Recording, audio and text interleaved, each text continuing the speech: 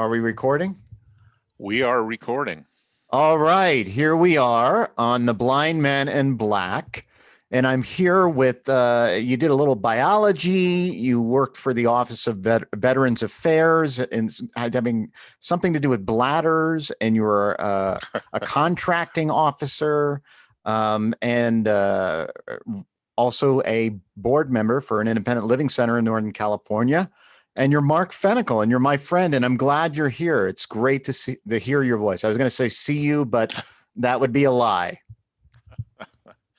Well, it's good to see you, and I'm glad to be anywhere, quite frankly, but it's good to be here too. How are you holding together through this whatever this is, this thing? Not at all. I'm totally out of my mind, but other than that, I'm doing good. Yeah, I mean, are you maintaining though? Well, the voices in my head tell me I am. Well, I like that. At least I'm not quite there at hearing voices. I'm more at the I was going to say stare, but I don't stare off anymore. I guess I check out would be the correct term for long periods, unnaturally long periods of time. But it's crazy. It's crazy, but it is insane. I'll tell you one thing though, the voices, they know who I am, so at least that makes me feel wanted. You're not isolated in the age of COVID-19. That's good with the voices. Yeah. Are they telling you to do anything? Gee, nothing I should probably say out loud. You know, it's funny. Anybody that hears voices, it's always the voices always say to do bad things. You rarely hear anybody say that the voices told me to do loving and compassionate things. It's always like, you know what I mean? The devil told me this. That's seems to be an excuse that's working for some people these days, But you mean in public office or just public office primarily, and people that are following certain people who were in public office. But what can I say? Nah, I don't actually hear voices or anything, but it feels like it's okay. Mark, it might be close. Mark, it's okay. This is a safe space to talk about what's going on, and if you are hearing voices, there's no judgment. Well, that's good. So nobody's going to hear anything we're talking about. There was a time I did have a mental health crisis. I thought I had this British blue cat. He was a large gray cat. And I thought at one point he wanted to kill me. How do you know he didn't? That's true. He may have, but he was a cat that I rescued, and he had no claws, or teeth actually. So it would have been very difficult for him to do any. He was basically a stuffed animal. Oh, I see. Meowed. Yeah, that moved and made noise and stuff. Yeah. But it's okay. If you want to talk about the voices, we can. But maybe we can start. I just hold on. I'm hearing something. I'm hearing voices now. You're my friend, and the reason I wanted to have this conversation is because you and I both are part of a community. I said both part of a community of people with disabilities. You are a wheelchair user, and I am, of course, blind and deaf, and I also identify as having mental health disabilities, but I don't talk about that because I feel like the other ones are so prominent. But yeah, I wanted to, you've been a great mentor and friend through this whole process. I remember one of the first times we met, it was at the organization that you're a board member of, and I was about to work there at that time. And I remember you were coming out of a board meeting, and I was going into the room where the board meeting was. And I said, I could feel like somebody there. And I was like, oh, I'm sorry. I didn't mean to get in the way. And you were like, don't say you're sorry. Do you remember that? I don't remember that, but sometimes I'm nice. I might have said that. Yeah, I mean, I think you were just kind of alluding to the fact that, you know, if you have a disability, don't apologize for it. Yeah. And, you know, embrace it. And, you know, if it's, and that's what I got from that was that Oh, don't apologize, because I was doing a lot of apologizing at the time, for uh, my disability. So, and I that, still do to some degree. yeah, people, especially when their disabilities start becoming more pronounced, something about our society that makes us want to apologize to everybody. And it's just a wrong thing to do. Yeah, I think our culture is a very individualistic John Wayne pull yourself up by your bootstraps kind of culture, and that, you know, there's not a lot of room for that diversity of It's, you're right about that. No, it's a, it's a tough world sometimes, but yeah, don't apologize for who you are. And at least in my humble opinion, disability is, for me, being disabled, using a wheelchair, that is part of who I am. You know, just like an athlete might say, well, I'm a baseball player, or I'm a football player. You know, they don't apologize for that. some And should. some are pretty poor baseball players, for one thing, on top of being, uh, well, their status as human beings is sometimes questionable as well. But what can you say? I'm trying to be nice here, and it's not working very well. It's all right. I mean, you know, I've this has been a shitty week. As far as disability goes, because I on Monday, and I apologized to my executive director because I was just like, I can't think. I can't fucking think. I have no creativity left. And I'm at a place where it's just so fucking exhausting.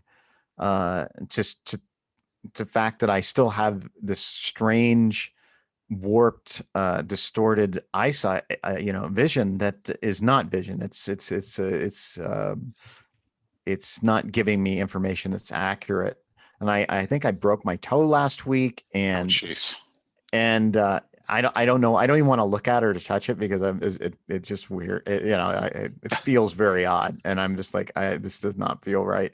I mean, and there's not, you know, there isn't anything to do for a broken toe. So, um, and then I've been falling, and I'm like, fuck, you know, it's just everything's disappearing, and I'm just not ready for it. I'm trying to adapt, and I'm just feeling like I'm not adapting fast enough, Well, you adapt at whatever speed you adapt at, you know. which means I'm an idiot. I I wouldn't say that. That took you a long time to I don't like how you said that.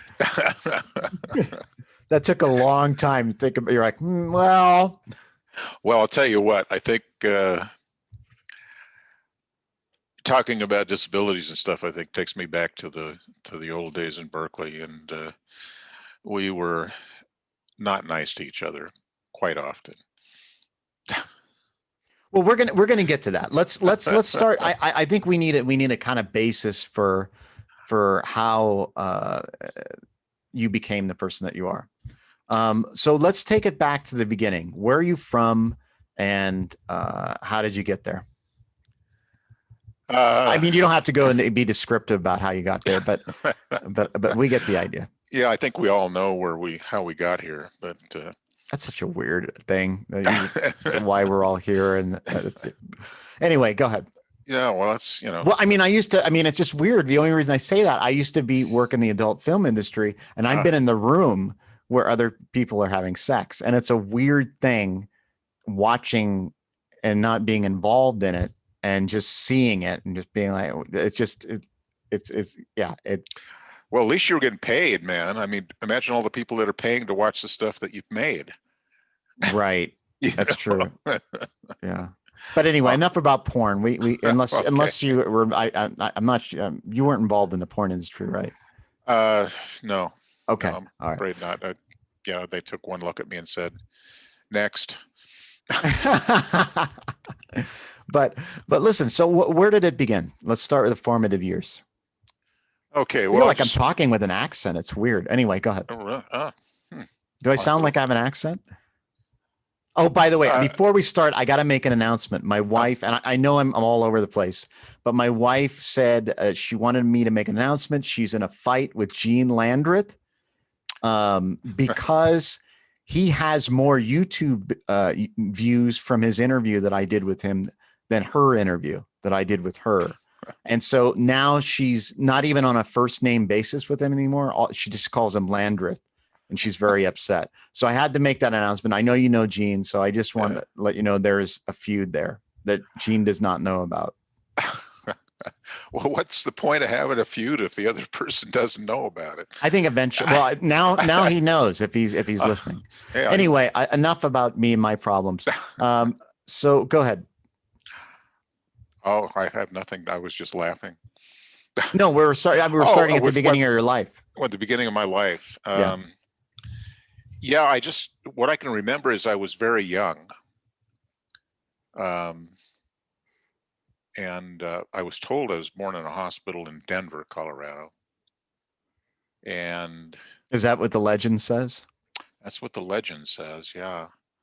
My mother tells me that I was probably 1.5, 2 years old or something, and it's always cold in Colorado, at least that part of Colorado. And this was the winter and there was snow, and she'd left me outside for a little while, and she went back outside, and some of the neighborhood kids had put me on a sled, and I was laughing as I was going down a very steep mountainside.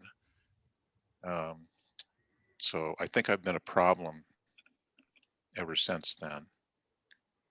But you were but other people put you on a sled. It wasn't a choice, right? Yeah, but I didn't object. Oh, okay. I probably didn't know what they were doing. I know I didn't speak English yet. Were they upset? Did you slide into New Mexico? What happened? No, they were just they're just kids. I mean, kids like to do weird things, and I guess taking a baby and putting them in a sled and sending them down a hill in the middle of the Rocky Mountains is just the thing to do at the time, Now, are you trying to say there was some trauma associated with this? No. Okay. If there is, I don't remember it. I mean, I've never found myself being terribly upset whenever I'm around a sled. Rosebud. There are occasions when I find myself upset being around children, but I think everybody has that experience at some point, even if it's your own. Right. Yeah, just ask my wife. She can tell you all about that. But so what were some of the formative things that happened that make you who you are? Do you have anything? I got to go back. I'm just going to say it because I know the story. Tell the story about your grandfather in the mine. Yeah, my grandfather on my mother's side was, as a young man, probably 10 or 12 years old, worked in a coal mine in Colorado. And his younger brother, who was 8 or 10, was killed in the mine. And the boss came up to my grandfather and told him, when your shift is over, go home and get your mother to get the body out of the way. And that story has stuck with me, as probably has a lot to do with my attitude towards unregulated capitalism, and causes me to doubt it when somebody offers me a job and says this is going to be good for you. But yeah, I've got all of those memories. My grandfather told me that if there was a cave in, if there was a cave in the mine, the boss would yell, "Save the mules," because the mules were valuable. You know, you had to pay money to get new mules if they got killed. You could always get new miners, and that was part of the attitude. And then my mother was brought up, you know, later on. My grandfather early on was still a coal miner and lived in a coal town that was owned by the coal company. So she literally was brought up in a company town, you know, like the old Tennessee Ernie Ford song about owing your 16 soul. tons. Yeah. Where you What owe do you your get? Another day older and deeper in debt. deeper in debt. Yeah, absolutely. They paid their miners just a little bit less than they charged them to rent the cabin that they lived in. So they were always, you know, and then you go to the store, the only store close by to buy clothes or food or anything was the company owned store. So you'd buy everything on credit. And I every owe my month, soul to the company store. right, just Yeah. you know, and ever since then, when somebody complains about unions, I just kind of shake my head. You know, it's like, yeah, we hear the stories about mafia involvement with unions and all of that and corruption, but how much My worse would last guest was a mafia boss, by the way, Ari Marinelli.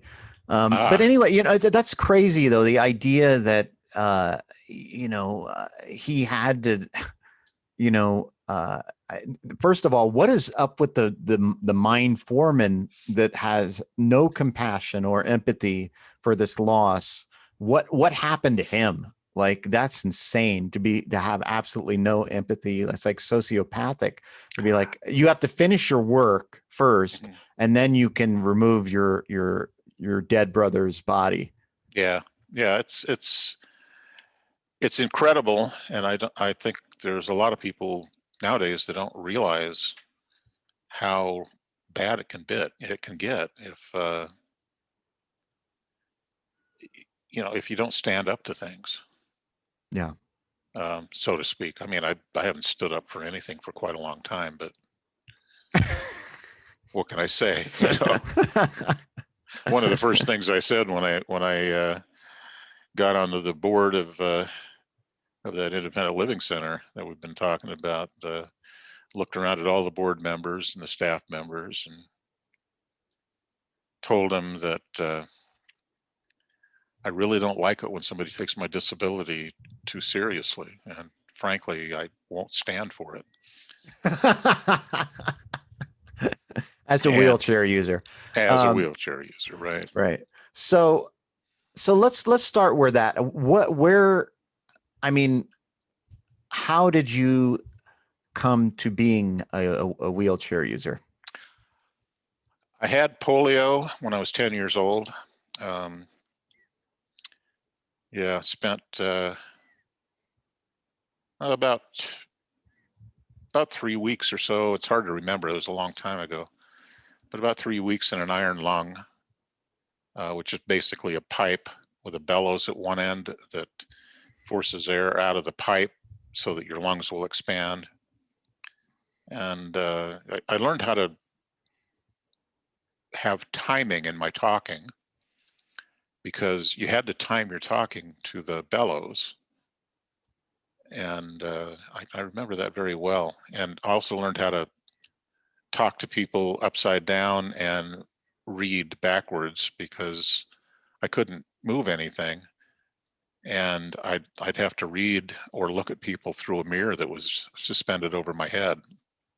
Do you think that helped you, like with your reading? I don't know. I have no idea. You know, it gave me a certain amount of empathy for people who have dyslexia. Mm-hmm. Certainly. Right. That's a bad joke. But yeah, so I spent that time, and then about somewhere between 4 and 6 months in a hospital doing rehab. You know, some of it was actual physical therapy and all of that stuff, where they'd get a janitor's mop bucket full of shaved ice and water, swirl a towel around in that, and wrap it around my legs, which was no fun. It was like shaved ice. It felt like razor blades sticking in my legs. You know, it didn't actually draw blood, but it felt like it was. And then she'd grab my foot and pull my leg up so it would touch the pad, like behind my head, which was all to keep from having contractures and stuff. But as a 10-year-old kid, they never really told me why they were doing things. They just did them. Now, do you think it helped, or do you feel like it had an adverse effect? Uh, I think it's a little bit of each. The physical therapy, some of that's been kind of debunked. The stretching exercises and those types of things were probably good. The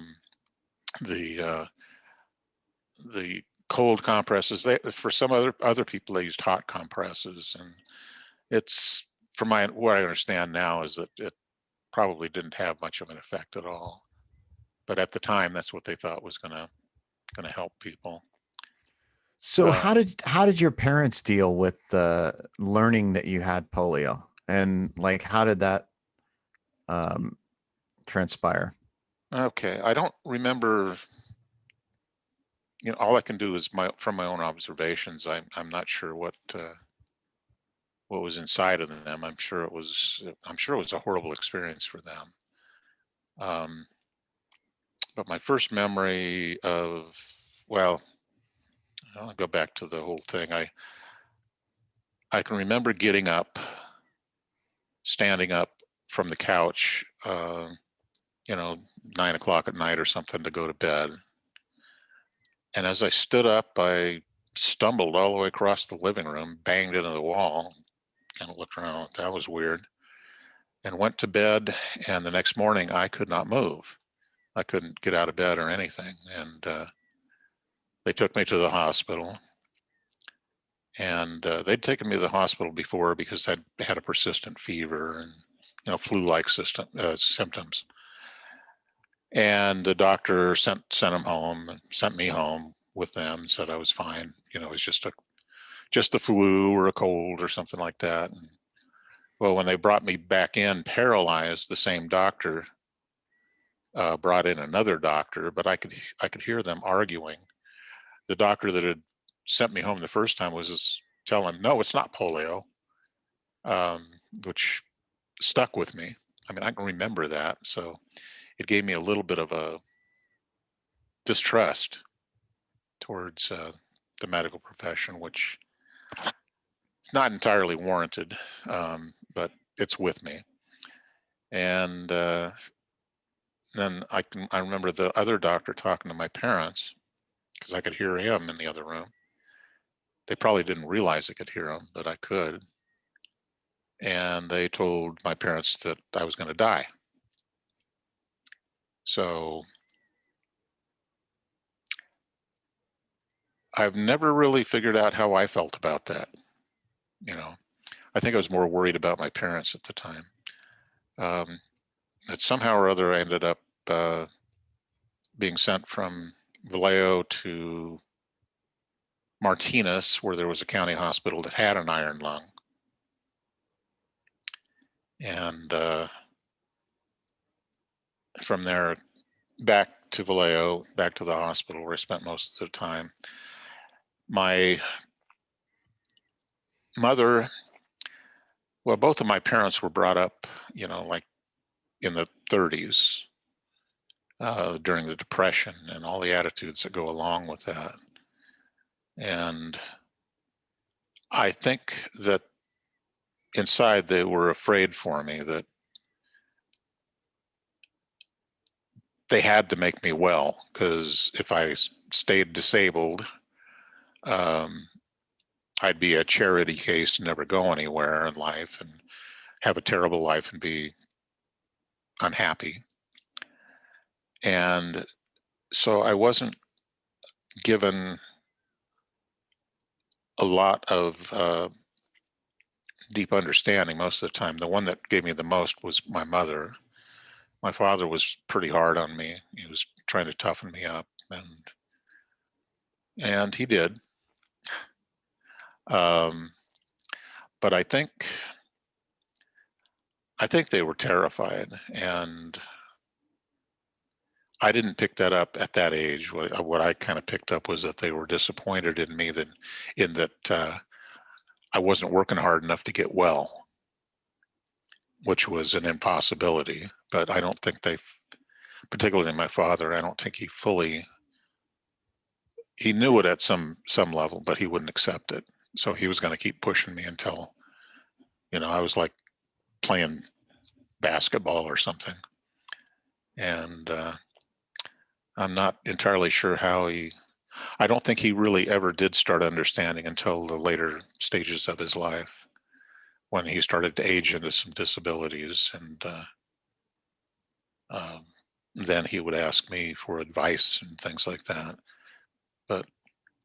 And all of that, it had good effects on me, and it had not so good effects on me. It caused me to live much of my life doubting myself, feeling like anything that didn't work out for me was my own fault, that I didn't work hard enough, that I wasn't smart enough, that whatever it was, that I screwed up. I had no real good concept of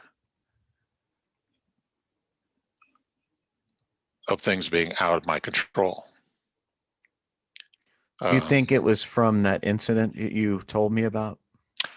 Yeah, being stood up in a kitchen and told to walk and not being able to. I think that and similar things, yeah, that probably contributed to it somewhat, yeah. Did you have a anger towards your father for that? Yeah, yeah, sometimes. And yeah, I would. I think it was my way of getting well, was to not admit that anything hurt me. And I know that drove them both nuts. If I was being punished for something, I just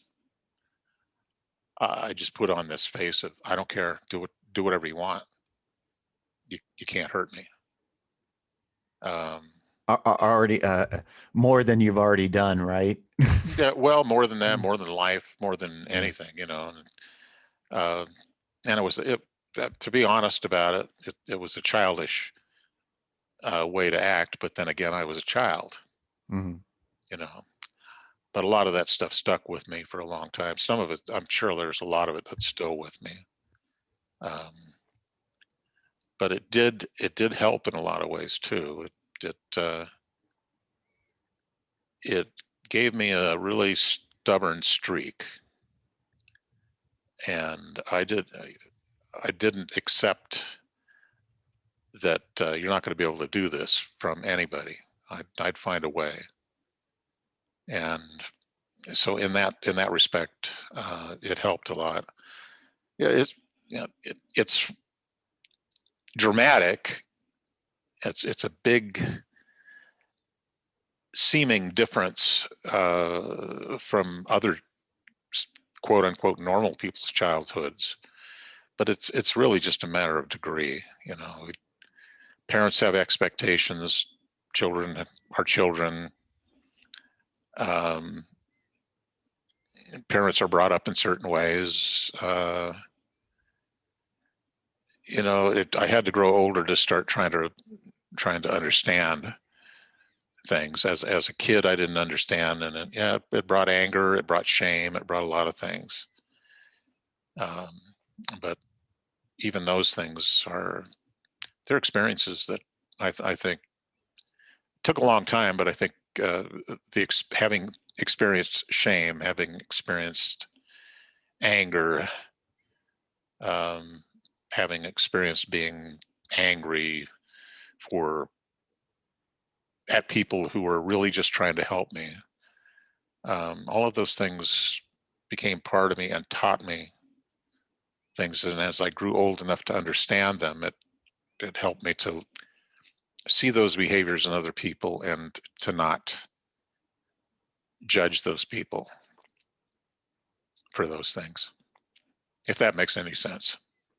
It does, because I follow you on Facebook, and I can see the active effort of trying to observe without judging. I think that's a beautiful thing. I think that's a part of the theme of this podcast, which is loving beyond fear. And I deeply appreciate that. So how was your schooling in relation to your disabilities, and how did that affect you? Well, that was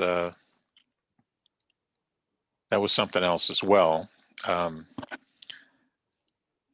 When I got out of the hospital, there was one teacher in particular that objected. They didn't want me back in school.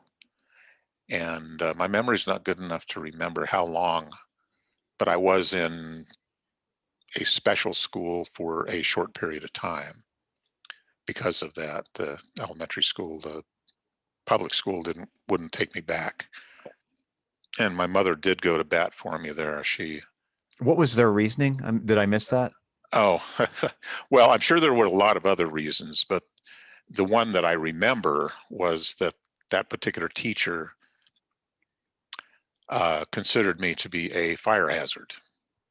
Literally a fire hazard. Literally a fire Not hazard. like in a pyromaniac type of way. No, in the sense that if there was a fire, people would have to climb over me to get out of there, and somebody might have to rescue me and put themselves at danger to get me out of there, and those types of things, Mm-hmm. And how did that make you feel? I was 10 years old. I don't think I cared. Mm-hmm. I mean, I wanted to get back with my friends and stuff in school. I didn't like school. Mm-hmm. Most boys in that age.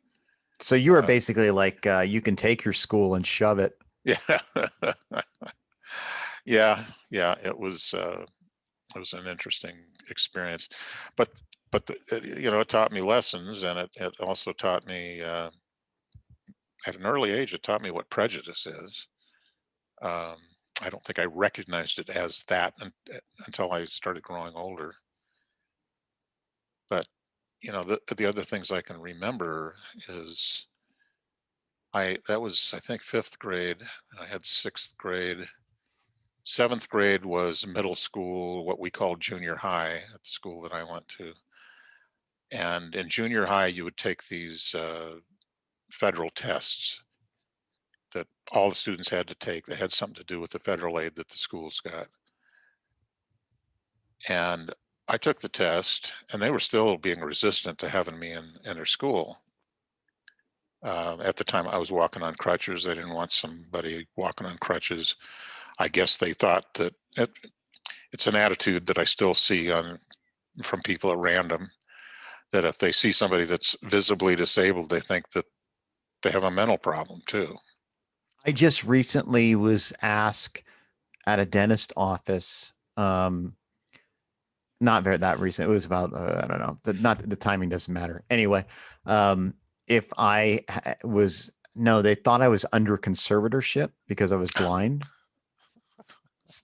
And I was like, they're like, so can your mother do that? And I'm like, no, I have a job. I have a wife and a family, and I can do this fine on my own. Where did you get the idea that I was under conservatorship? And they gave me a bunch of bullshit. But anyway, yeah, I can relate to that. Yeah, it's a real common deal. But the results of the test came back, and I had the highest score that that particular school had ever had. And all of a sudden, I was an asset to them, and they wanted me there after that. And I never had a problem with that after. Keep those test scores up and the funding keeps coming in. Yeah, it makes us look good, makes it look our teachers know what they're doing and all of that. Right. Which I had some good teachers, so I don't want to be disparaging of them, but it is interesting to see people take credit for a natural ability. Right. Right. Yeah, we taught that kid real good. Yeah. So there were that experience. There were a lot of other things with school. I mean, I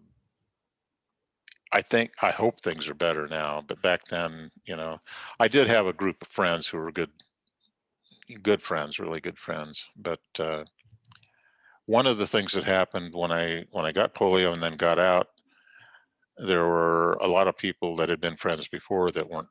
Did you say get out? Did you mean out of prison? What? When I got out of the hospital. Oh, okay. Okay. They weren't there anymore. They just kind of disappeared. And I think that's probably a pretty common thing that people find. Right. I don't know what it is. I mean, I could speculate. There's all kinds of things, but for the kids themselves to just decide that they don't want to be friends anymore, that's one thing. And then the parents telling them not to have anything to do with you and that kind of thing. It was hard for me to understand and to deal with, but I had other good friends, and being as I was growing up in the 60s, I had lots of fun things to learn and do. And so how did you feel about dating? Like, were you confident like in high school? No, I really felt out of place. So yeah, it wasn't. There were probably one or two girls that might have been interested in me, but I never went anywhere with that because I just didn't. I just every way that I'd been treated to that point was that, like, you're not really part of the human race anymore. So I just didn't feel connected. When did that change? Changed in college, junior college, and then especially Berkeley, again, being the 60s, people were a lot more prone towards experimentation, and I suppose I was an interesting notch to put in their belt. I'm going to ask this straight out. Are you saying that you got laid a lot because you're a wheelchair user? Not a lot, but okay. Enough. I guess the question is, when is enough? I mean, you must have had a lot to be able to say enough. No, well, there's never enough, but I mean, no, I was not wasn't like I wasn't in a huge demand. I'll put it. Were you the Matthew McConaughey of wheelchair users? Hardly. I really don't think so. But yeah. But yeah, even now, even today, now I'm old on top of everything, but I don't know. It's hard to look at myself and consider myself to be desirable. Do you ever watch, I was gonna say watch, but you can watch it, but there's an organization in the Bay Area called Sins Invalid. and one of their primary focuses on is disability and sexuality.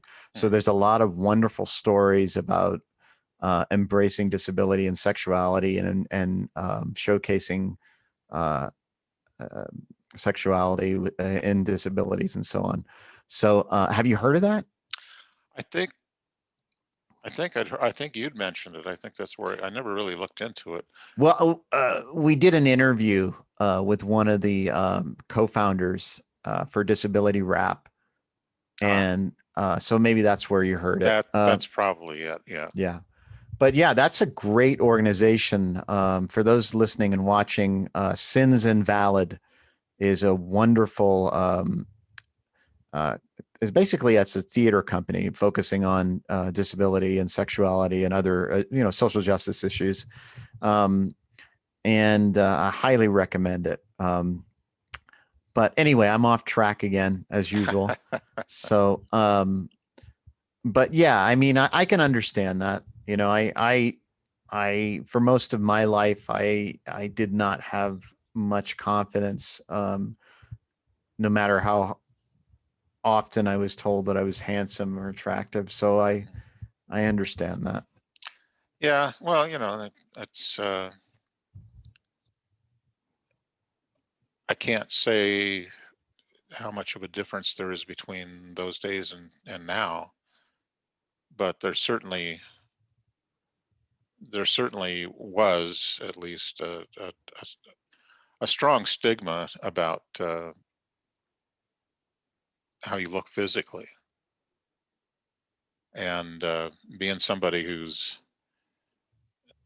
significantly disabled by polio, and walked on crutches, used a wheelchair, But there is all those things. Go ahead.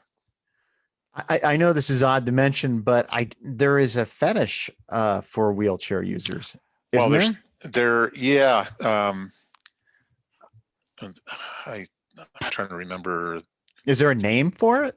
Well, there's more than, I think there's probably a scientific name for it, but I don't know what that one is.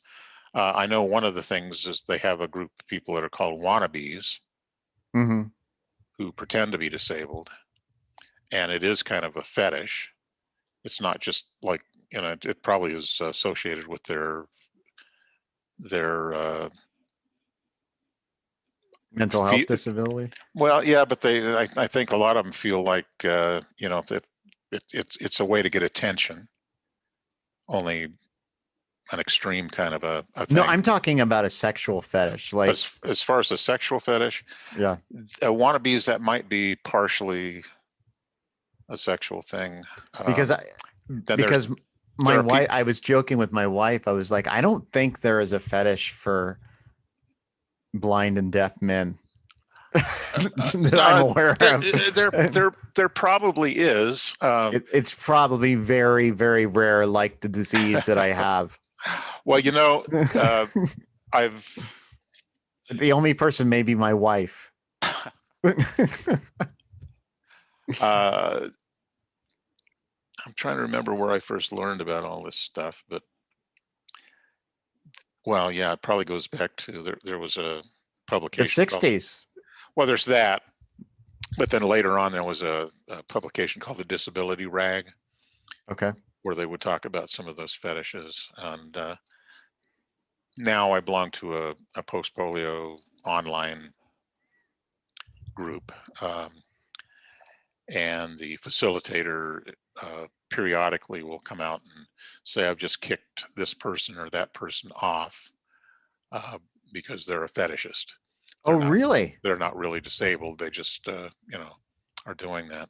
And then I'm part of an Usher syndrome group, and I have not seen that yet. So, well, if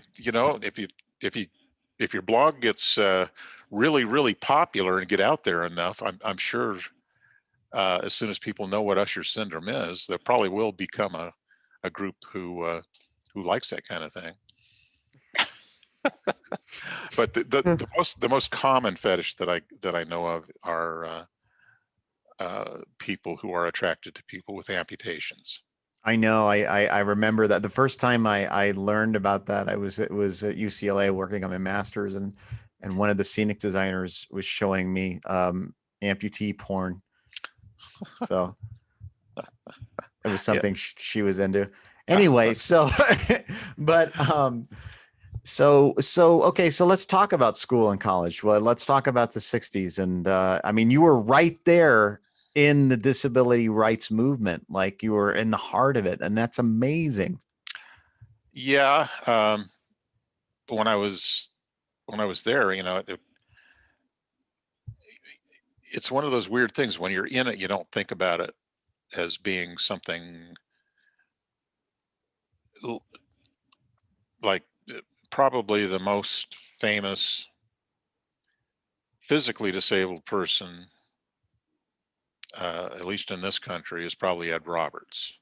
Mm-hmm. Probably more people know about him than any. But he wasn't famous when I knew him. You know, he's well known with the Berkeley disabled community.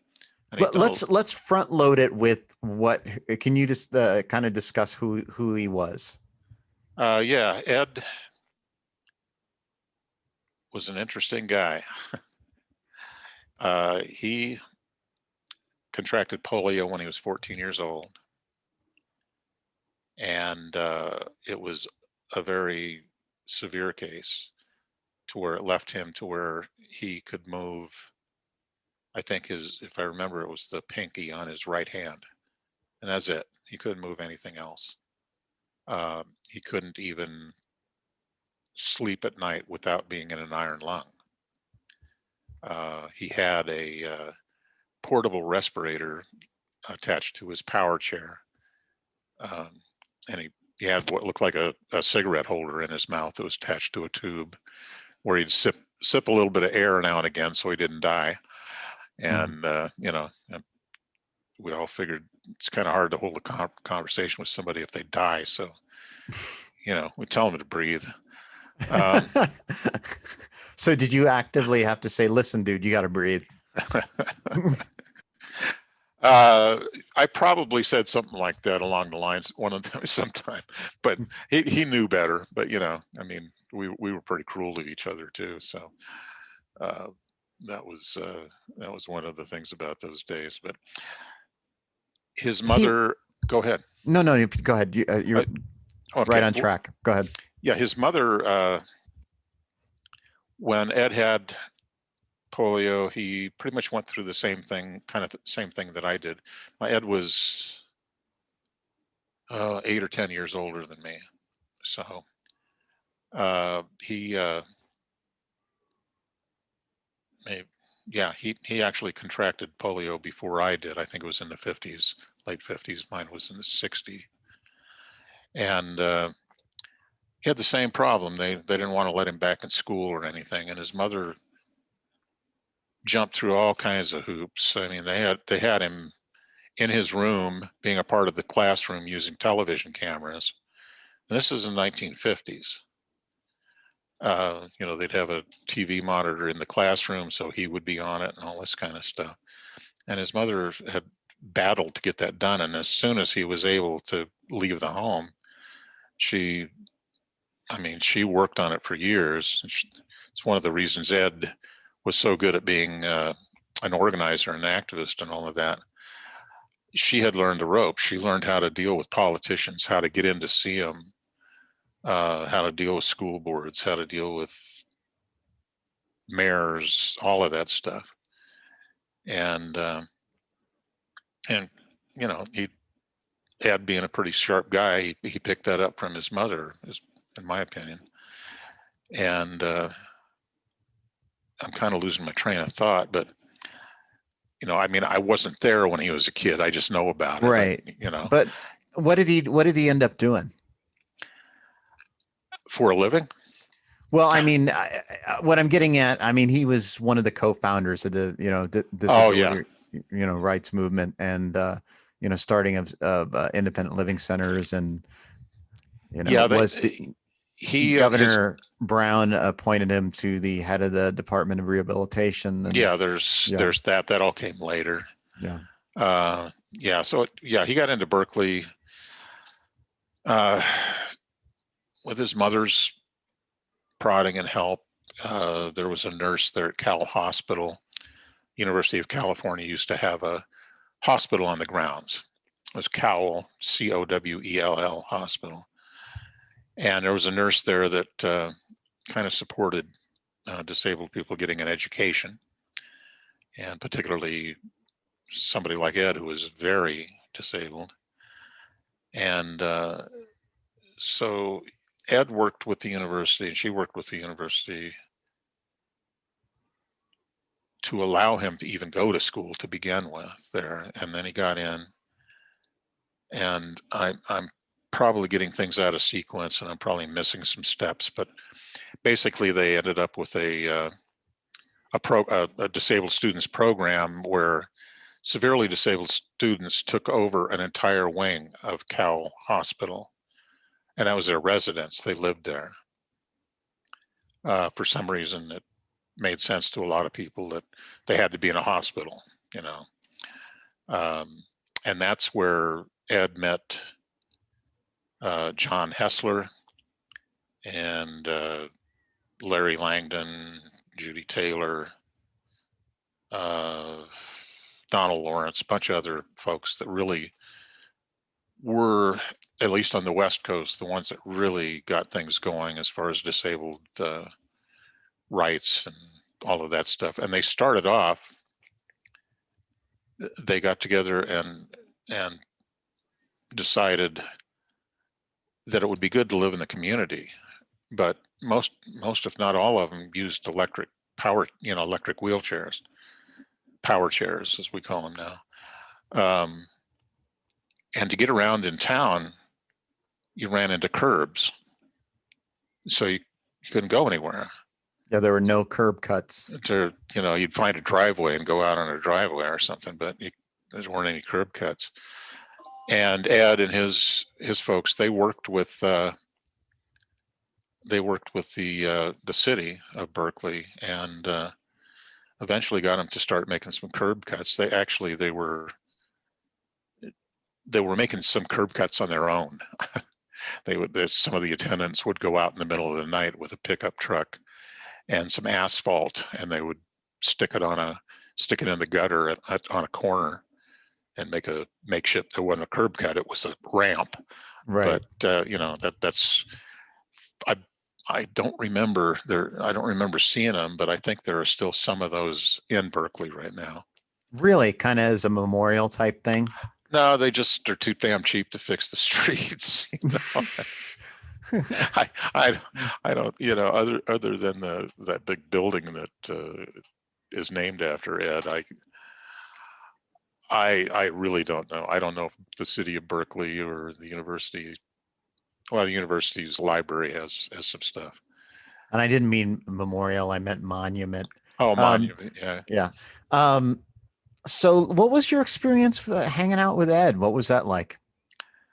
It was interesting. The first time I met Ed, I met my best friend in college was a guy named Bob Metz, and he kind of took me around to introduce me, and we went down to Ed's house. His mother, I don't know if they were renting or they bought a house, but I think they bought it. It's just off of Shattuck someplace. Anyway, we went down there in Bob's golf cart and went up the ramp into Ed's place and started to knock on the door, and Bob just opened the door and we walked in, and Ed's mother, Zona, was there, and she was really nice and happy to meet us and asked us if we wanted something to eat and all these types of things. And Ed's in the living room in an iron lung. And if you ask me what he was talking about, I can't remember. That was just too long ago. But he was being Ed. He was just he talked a lot. And for those of you that are interested in learning about Ed Roberts, there's a great 60 minutes interview. Oh, that one, yeah. On YouTube that you can watch. and kind of get a sense of his personality and what he did and what he was like. But anyway, go ahead. So you're at his house. You're at his house. Yeah, I'm at his house, and yeah, I've seen that 60-minute thing, and yeah, that was Ed showing off. That was the political Ed, right? Yeah, pretty much. Yeah. So went in and we're talking. Bob introduces me, and Ed started talking about everything in the world. And I can't remember everything, but I do remember. I think I probably looked over at Bob, and I just said, "Is there anybody in town that sells pot, man?" And oh yeah, I got some. Ed pops up. Oh yeah, I got some. So that's the first pot that I bought was from Ed. That's probably not something that we should be putting out there for the world to know, but I know it humanizes him. It's great. And not only that, that sounds like a song title. Really, the first pot that I bought was from Ed. I never thought of couldn't that. You see Willie Nelson singing that? Yeah, I know. That sounds pretty cool. But yeah, drugs there were a lot of drugs. Ed didn't, I think that was the only thing Ed did was he was California sober. Pretty much. Right. Yeah. But yeah, that was an interesting experience. Ed had a lot of advice. To be honest, though, the one who actually gave me the practical help that I needed, getting registered for classes and stuff, because the way Berkeley was, you had, I can't remember, 3 or 4 days to register for classes. And they had, you'd go into one of the buildings there. They'd have it probably in 3 or 4 different buildings where they'd have, you could register for classes according to your last name, alphabetically. And you get in line, and you'd be in line for 3 or 4 hours before you got up to the window and told them what classes you want. And, well, this class is already full. This class is already full. Well, that's where I found one of the most useful things that the physically disabled students program did for me was they registered you for the classes. So any class you wanted, you got into. You didn't have to go to that being in line stuff or anything. Right. You just went in and tell them. So that was benefit. Great. It was really helpful. We had a definite advantage over normal people. Able-bodied students, right? Able-bodied, yeah. Yeah, we called them normal, I think. Kind of like whatever that means. Yeah, well, kind of what it means. I don't know if you've ever heard that. Oh man, I can't remember the guy's name, but there's a old TV actor who also played guitar and stuff, sang a little bit. But he has a song, "Let's All Go Get Normal." I don't. Who was that? I wish I could remember his name. I might be able to pull it up here and figure it out. But let's go get normal.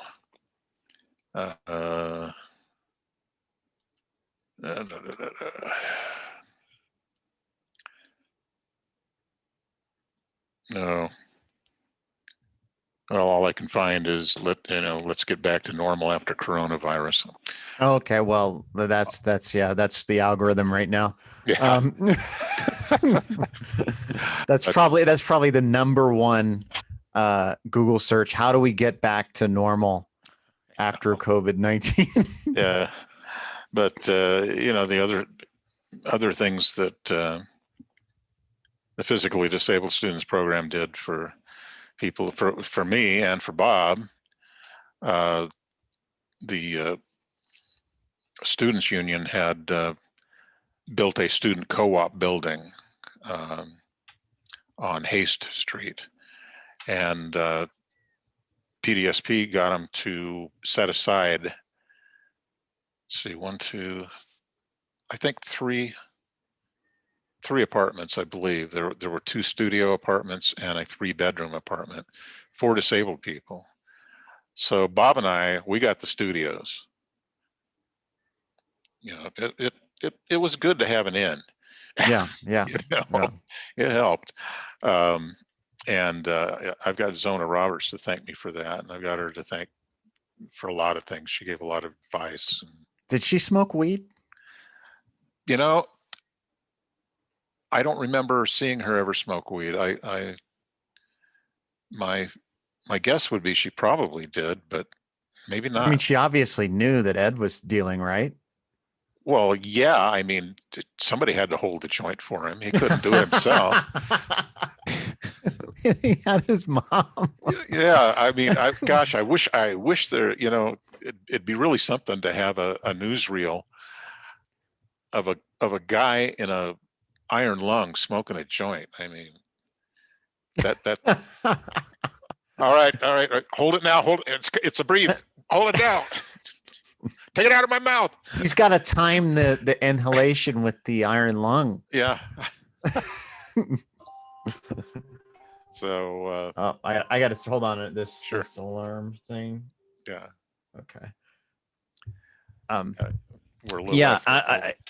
What's that? Oh no, we have plenty of time. I okay. just yeah, it was just it went off a while ago, and then if you don't shut it off, it'll keep going off. So okay. I get it.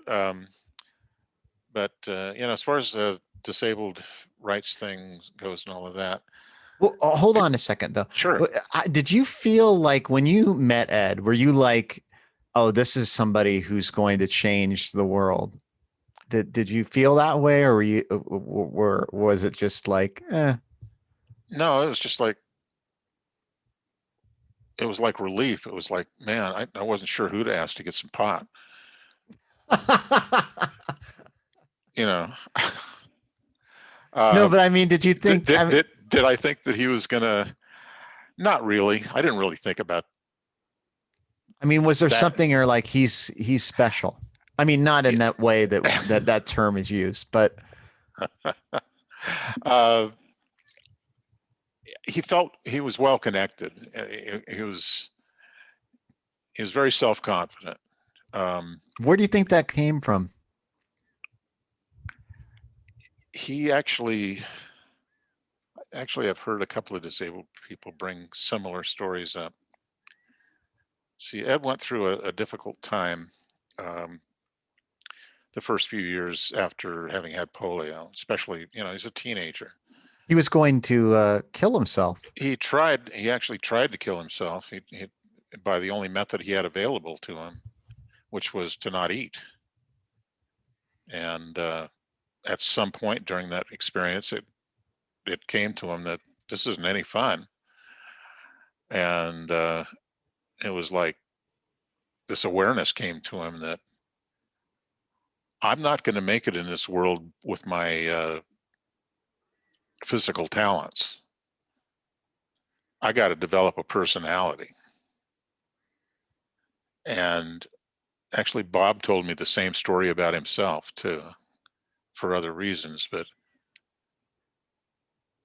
that, I really think that, and the encouragement he got from his mother, and the battles that he had to go through, and then the time that he spent in Cal Hospital with the other members of what they called the Rolling Quads, who were people that really started the physically disabled students program. And isn't there a story about him and another wheelchair user? They got into an argument. I remember you telling me this story. Oh yeah, my old guy that went on to become one of my, probably my best friend. He passed away about 15 years ago. Yeah, Wally, call them, and Ed, both were residents at Cal Hospital in that program. And they didn't get along. They just did not get along. I think it really started as Walt really made a living by selling dope. Mm-hmm. Oh, you think And it was turf war? I think part of it may have started there. I'm not sure, Mm-hmm. but I just remember that they got into a fight about God knows what. I can't remember, but Putting in on Ed's weed selling action. it could have been that, or it could have been anything. I mean, we got into arguments with we all. I mean, we were people, man. We're angry people. We're an angry Well, people. we were sometimes, and we're also college students, and we're in Berkeley in the '60s, and there was this thing amongst college students at that point in time where part of what you did was try to see just how gross you could be, Yeah, yeah. and so it could have been any of those things. But anyway, they're fighting about whatever they're fighting about. Um, Probably about, Ed's probably saying what an intellectual he is or something, and Walt's saying, "Well, I'm a better businessman," or something like Mm. that, and then at some point, uh, Walt says something about, "Well, at least I can sit up and use my arms," and Ed looks back at him and says, "Yeah, well, I can feel my dick." Yeah. Did that end the argument? Uh, Because that does yeah, seem like the conversation closer. yeah, it pretty much did. I mean, you know, one of the silliest things you'll ever see is a couple of quads in a fight. I mean, a physical fight. Have you seen it? I had Walt try to start one with me. Uh, I mean, he was just goofy and loaded, but Right. he starts. I don't know. I'm sitting next to him, and he starts swinging his arms like he's a boxer. He's a big guy. He's 6'2", probably 200 pounds or something. And he starts swinging his arms and, kind of punching me in the sides of the chest, and I'm just kind of looking at him like, I'm not a quad, man. So, so I very gently raised my right hand to the point of his chin, Mhm. and he went, "Oh." But yeah, probably the most. God, he was a smart guy, and I loved him. He was a fun guy, but uh, this a friend named Larry that had a real problem with just not knowing when to stop Yeah. drinking and taking drugs and stuff, and Mm.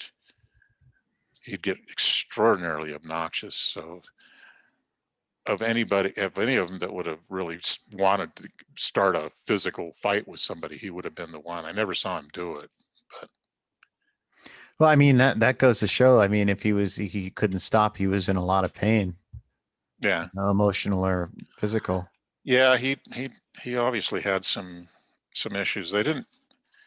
They kind of showed in his personality when he wasn't high. There was a lot of anger, um, and he was a little bit sensitive about when he would talk with him. You know, Mm. certain words would set him off and that kind of stuff. But on the other hand, I mean, he doesn't get credit for it, but he's one of the people that was instrumental in getting independent living stuff Mm. started.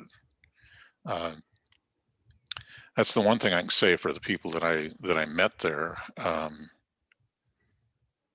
Were you part of the 504? No, I'd already graduated and Oh, had okay. a full-time job and all. I was one of the unusual people that just went out and got a job.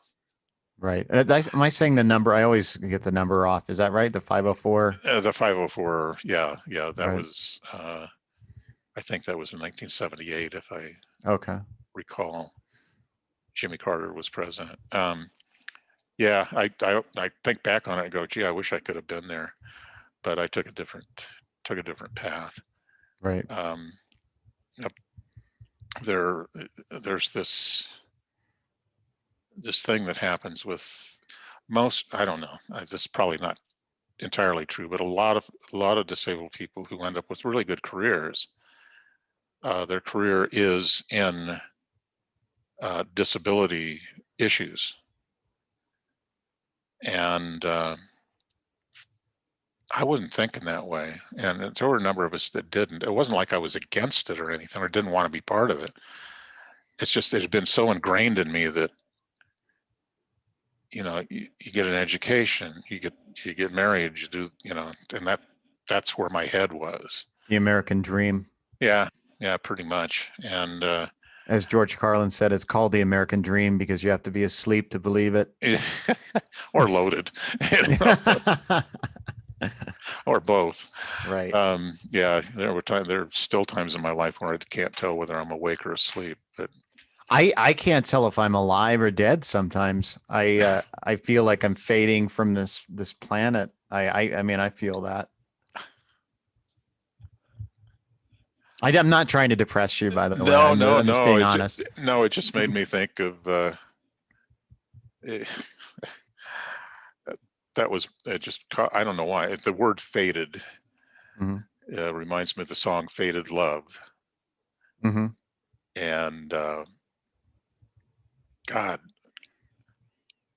all of my friends, or at least most of us, we were really into country music back then. What's that about? I don't know. It's just, I think Walter brought it with him. He was brought up in Crescent City. And he was. Are you talking about up north, Crescent City? Yeah, up north. Yeah, not. Is that a country music scene that I'm unaware of? Or are you just meaning it's just a rural area? Just a rural area and stuff. Okay. But you know, and I still like a lot of it. But I mean, country music to us was, you know, well, Hank Williams for one, but stuff like, you know, the outlaw type, like Johnny Cash. And right. Yeah, he was a little bit too run of the, you know, middle, whatever you call it when you part of the mainstream. Yeah, there you go, mainstream. But yeah, but when you said faded, it just made me think of that song Faded Love. Well, yeah, I mean, my love hasn't faded, but I feel like I'm fading. I can certainly, yeah, I literally have to grab onto shit to feel like I'm here. Like I'll suddenly reach out to touch something to feel that like I'm alive, because it's such a weird thing going blind. I keep getting that, you know, that one point after another where I'm going, okay, now I'm really blind. And then a year or two passes. Oh, now I'm really, this is it. And then just, you know, and I can't get used to it ever. I mean, I guess I eventually will, or I'll either I will, or I'll be dead before it happens. I don't know. Yeah, it's, I think it's harder when, you know, when the disability starts showing up when you're older. Yeah. I mean, the loss, you know, the loss, I think, is more pronounced. Because you know what you've lost. And it's hard to, the reason I was laughing while you were talking about it, I was just thinking about my friend Dennis from back in Berkeley too. He's blind. He went blind when he was 18. And I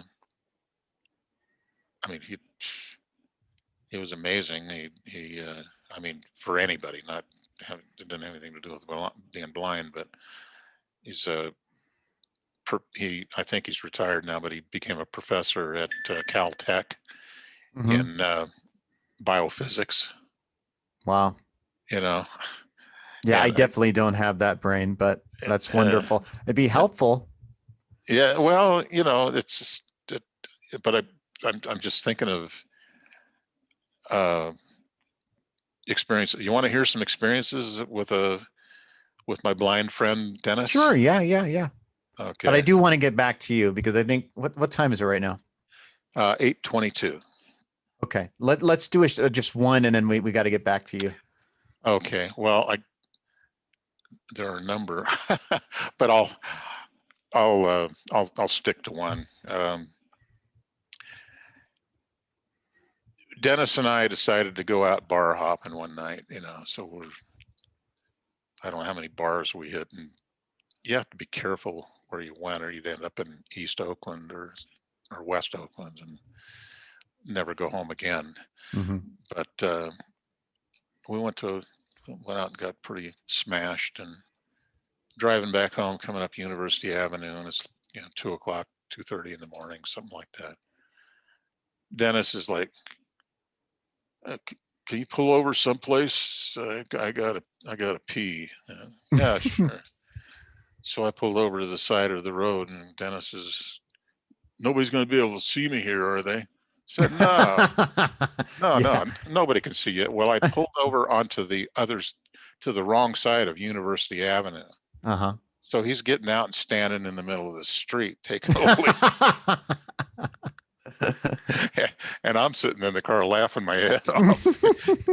He has no idea, Right. So yeah, I was an asshole. And some people you talk to me nowadays will probably say I'm This is an exclusive on The Blind Man in Black. Mark Fenicle is an asshole. Or was. Yeah, but yeah, I'm sure you got a little bit of that left in you. Here and there, but I mean, back then I don't think any of us really recognized when we were being cruel, right, to each other, and we didn't take it as somebody's being cruel to us either. Mm-hmm. So those days were, that time in my life and the time immediately following when I lived in Bodega Bay were the best times of my life. Well, let's get back to what was that like, and you were there during some of the political unrest. What was that like? That was an eye opener. I talked about the apartment building that I moved into next to Bob.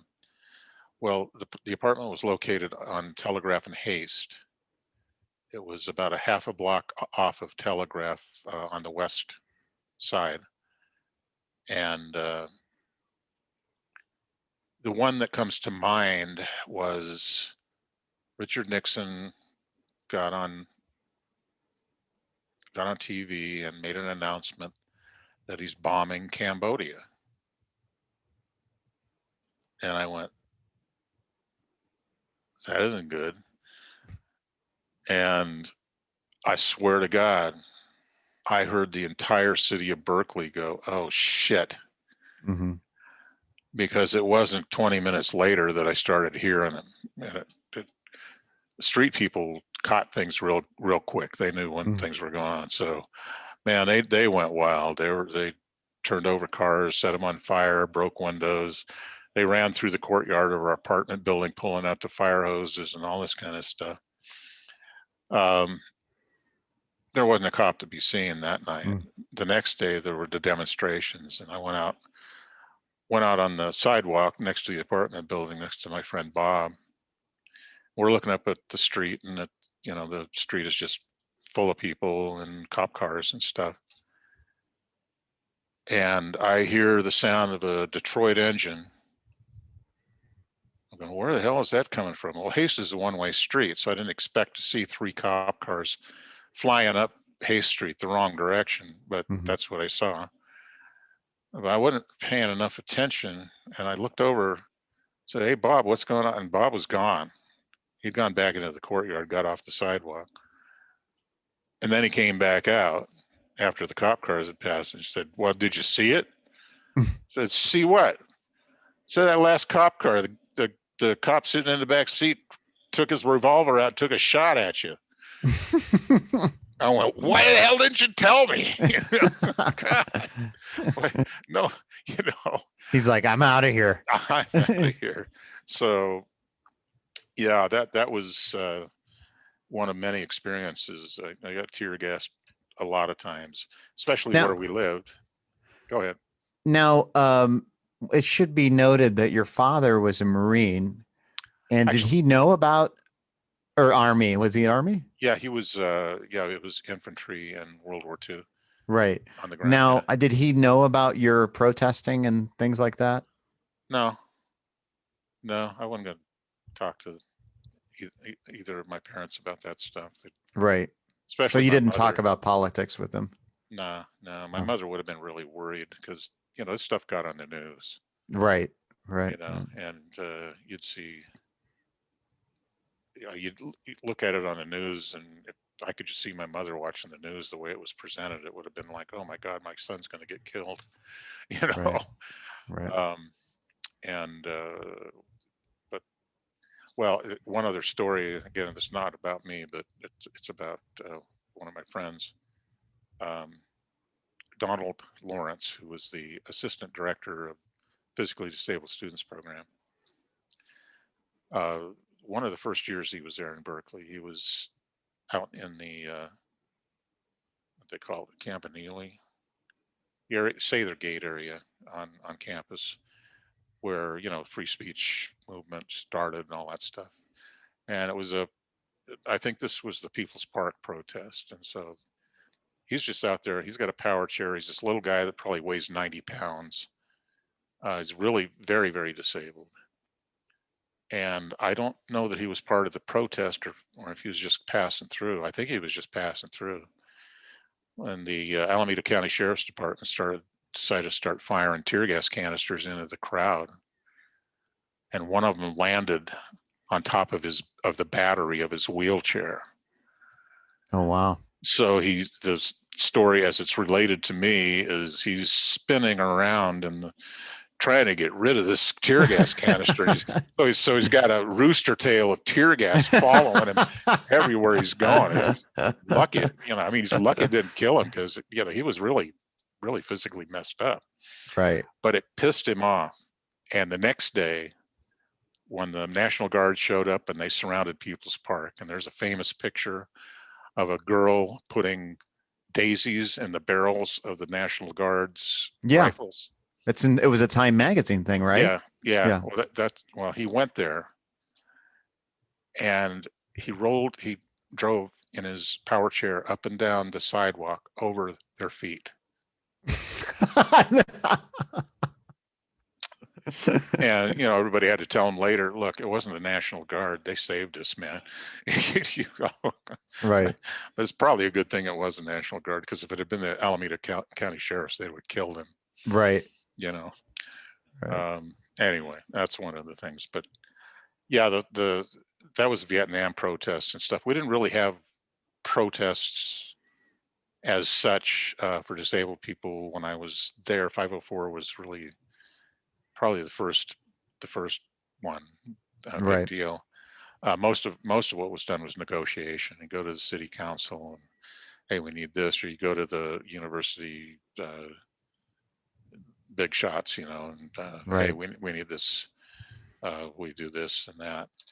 And then when we weren't talking with them, trying to get them to do stuff for us, there was like, me and Bob would go out on the campus at 2 or 3 in the morning, stoned out of our minds, wandering around, not knowing what the hell we're doing in our golf carts, just, you don't have time for all the stories. But I remember we went out there one night, it was about 3 in the morning, and we got up on the hill over the chancellor's house, which is right in the middle of the campus. And we're yelling at the top of our lungs. The guy's name was Bowker. And we're yelling, BJ Bowker, you stupid fuck. All this kind of stuff. And then the next thing I remember is we're kind of leaving the campus, and we see this bubble gum machine light up behind us, the campus cop, and it's 3 in the morning. And Bob was driving his golf cart. So I said, hey, Bob, the cops got us, man. He said, no, they don't. And he put his foot to the floor. Took off.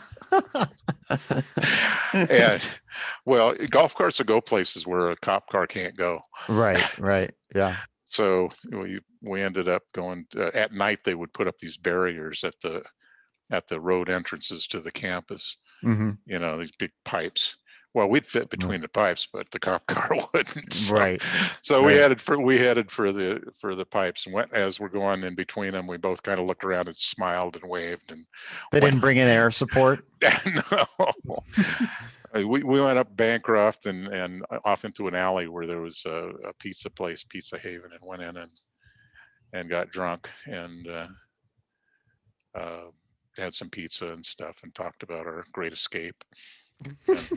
That's great. You know, Hey, listen, we're getting kind of short on time, but yeah. I want to kind of there's two ways we can do it. We can do a second interview, but the other option, also is there's we can keep going on like this stuff, and then we can do another interview later, or if you want to like continue on to something else, like something about your career, or later on, it's up to you, whatever you feel comfortable doing. Whatever you'd like. I mean, if you want to get into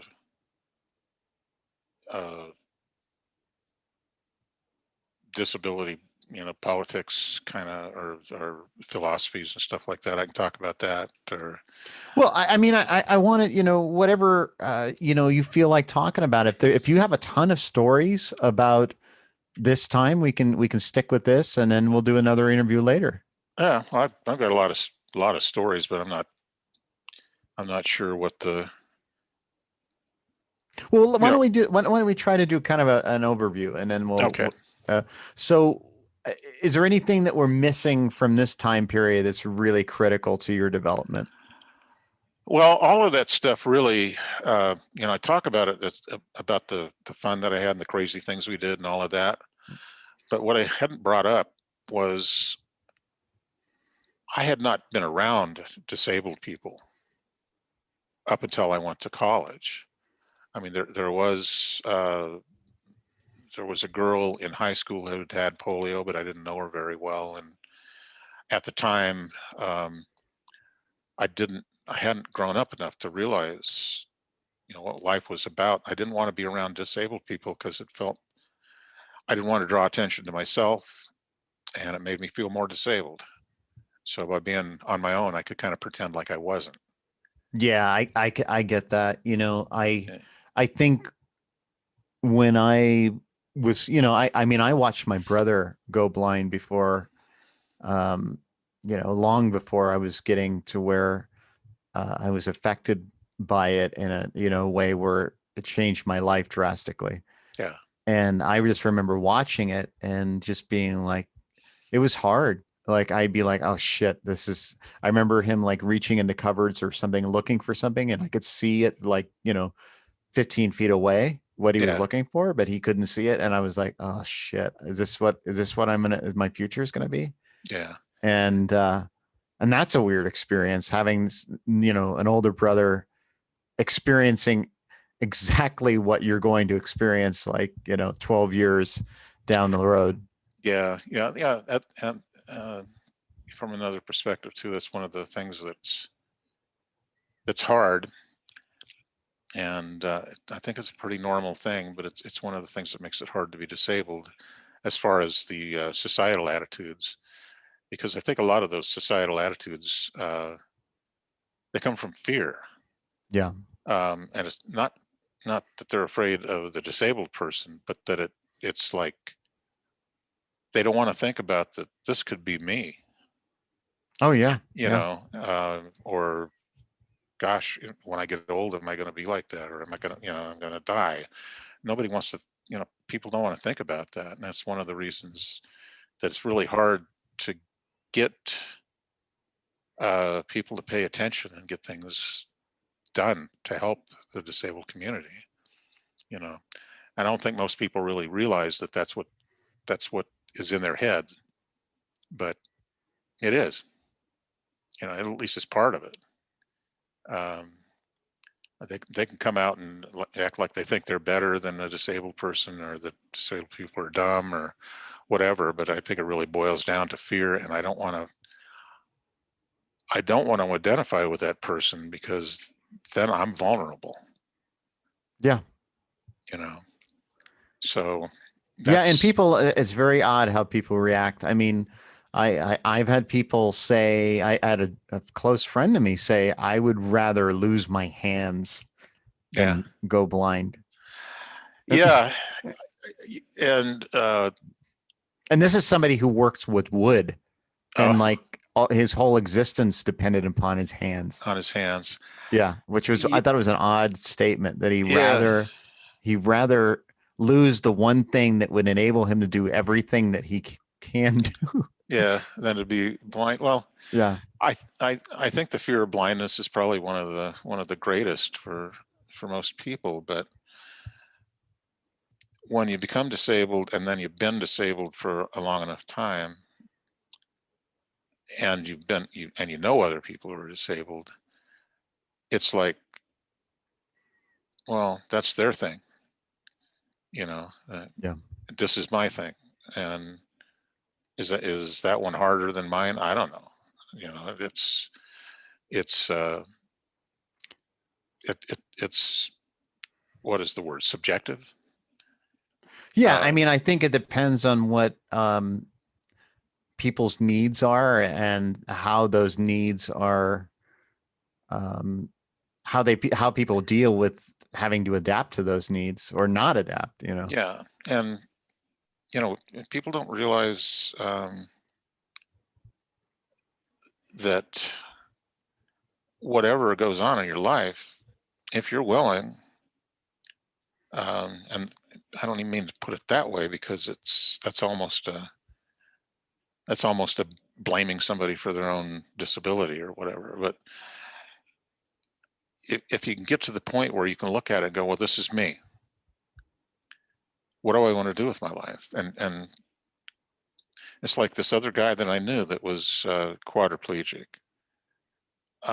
He would tell me, you know, people come up and ask me, how can you live without being able to do this and that and the other thing? And the guy said, you know, I spent a couple of weeks thinking about that once, and I came to the conclusion that a normal person has about 18,273 activities that they can engage in. Where did he get that number? He made it up. Oh, okay.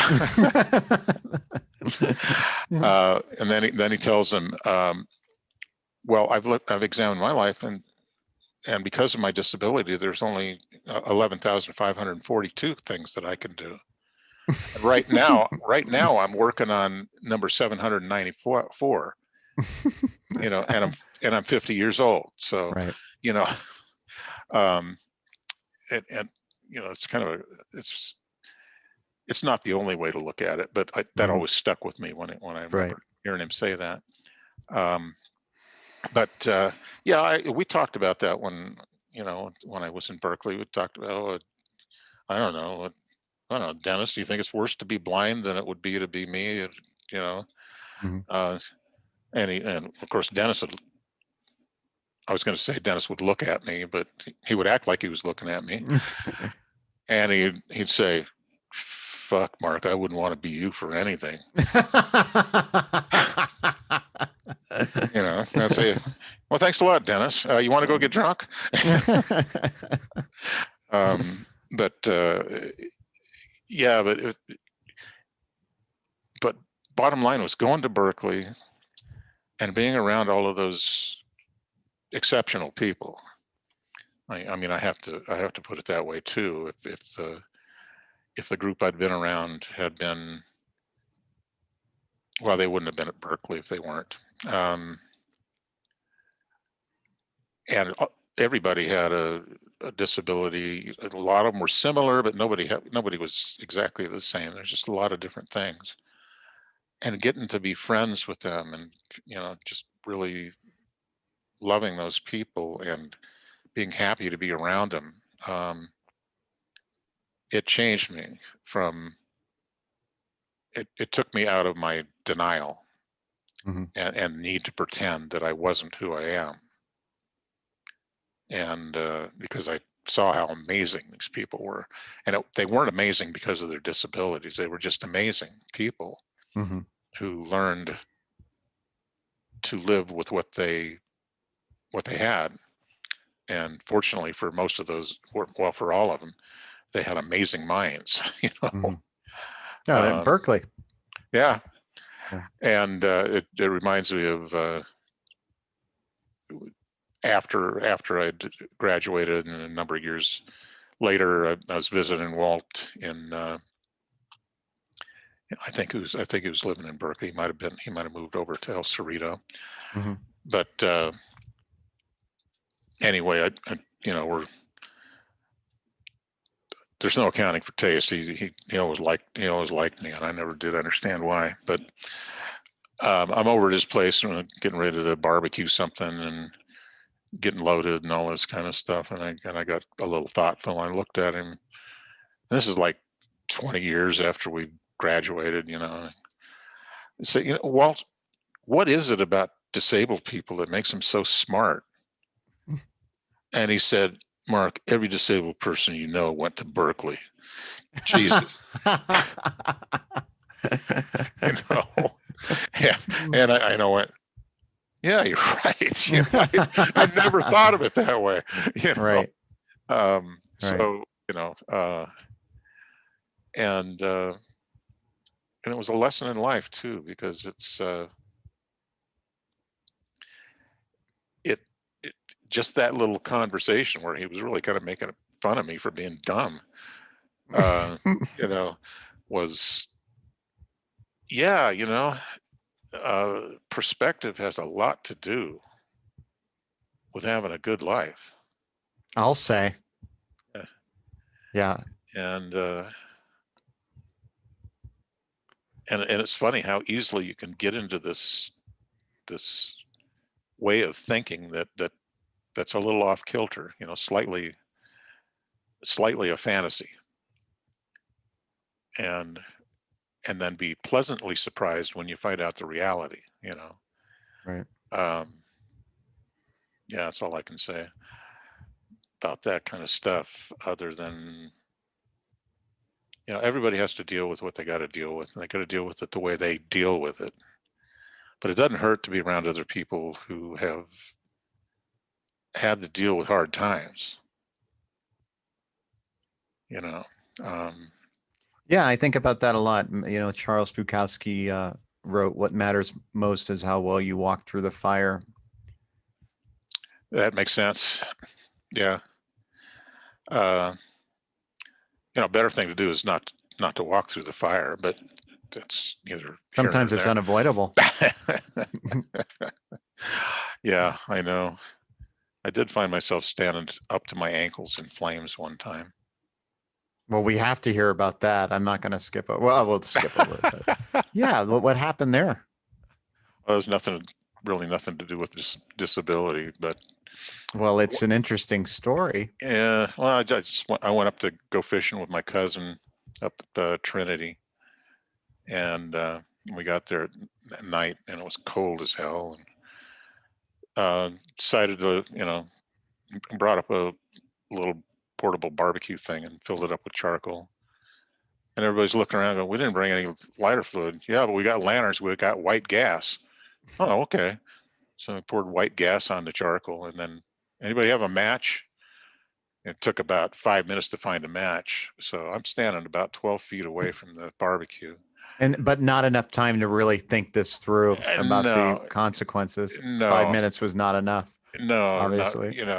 So, like 5 minutes, and I'm standing maybe 12 feet away from the barbecue, and Rod, that's my cousin, drops a match into it, and it was like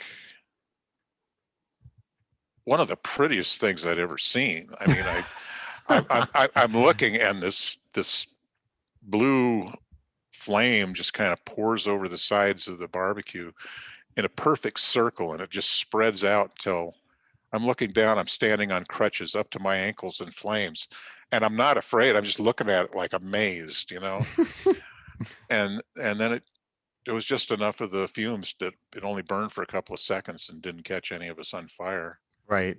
But it taught me never to light charcoal with white gas. Yeah, and I have a story in Mexico. They had these water heaters that are small. They're like, and they're on the outside of the apartment. Yeah. And I had to light it. The and the pilot light, and as I was lighting it, my face was like in it, trying to see what I was doing, and it blew up right Oh in my no. face, Oh my and it cinched off my eyebrows. It looked, God. yeah, yeah. So So how long did it take for your eyebrows to grow back? I have eyebrows, right? Can you see them? Yeah, yeah.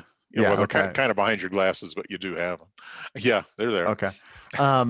And yeah, I don't remember, but I did take a photo and put it on Facebook because it was pretty ridiculous looking. But yeah, hold on one second. Hey Siri, Sure. what time is it? Siri does not like me. My wife I, wants to do a podcast on the fact that Siri does not listen to me, and serious, um, Siri. Yeah, it's so 8:48.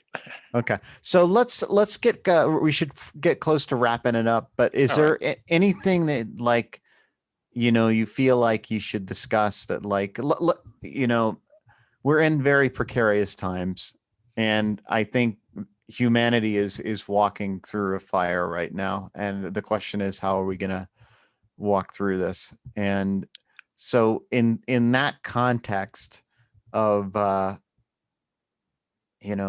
type of thinking, what I mean, that's kind of a large topic, but what are you thinking? Like, how are you feeling? And is there anything that you want to say, um, is kind of, because you say some very profound things on Facebook, and I appreciate the things you say.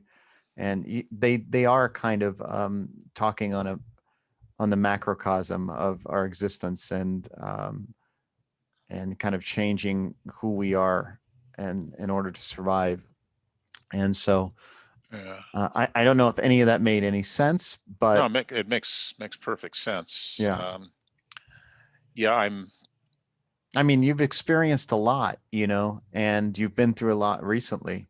yeah. Um, and, I can imagine everything you've gone through, and, um, and now being in this pandemic where we're isolated, and so on. Like, how are you? I mean, what do you want to say?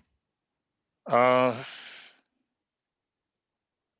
I am so much better at typing things out than actually trying to speak them. But You typing on a podcast would be interesting. It'd be very avant-garde. I could do that, but I wouldn't know how to transmit it. I think I'd have to try to focus in on Speak something. from your heart. Don't Uh, think about it. all right, it's in some ways these are hard times that uh, transcend some of the other hard times I've been through. In other ways, they're not, and it's frustrating because although at the heart of the pandemic is a little piece of biology, And you but studied biology. I studied biology, but Mhm. the problem is not with the biology, the problem is with us, Mhm. with humanity. And it never ceases to amaze me